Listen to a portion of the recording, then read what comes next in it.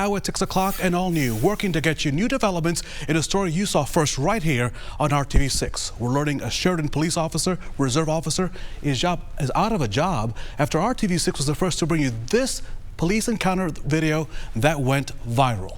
It shows James Reynolds working as a security officer at a Northwest Side apartment complex at the time responding to a theft investigation, confronting 21-year-old Jaquan Dean as he sat inside his car. Reynolds calls in backup when Dean refuses to identify himself. Two more off-duty officers from Southport, they respond. You can see them pulling Dean out of the car by the arm and arresting him for failing to identify. Reynolds then looks down at Dean's phone, appearing to stomp on it as it continues to videotape. Working for you tonight, RTV6's Matthew McClellan joining us live from the Creekside at Meridian Hills Apartments. And Matthew, what else are you finding out about this case?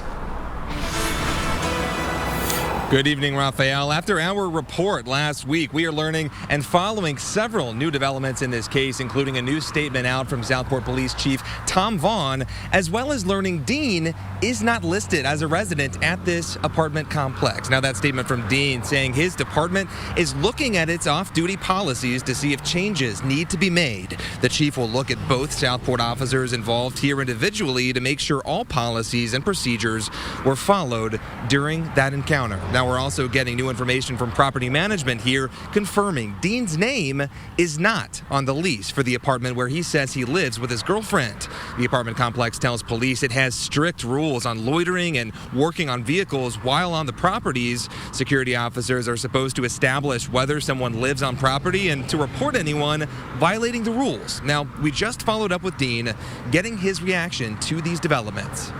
To be honest, it's been the same. It's still the same going on out there. They fired him, I guess. That's no justification. That's no justice on my end or whatever. These men violated my rights. Dean is accused of resisting law enforcement and refusal to identify, and we've reached out to Reynolds, and so far, we have not heard back. Reporting on the Northwest Side, Matthew McClellan, RTV6.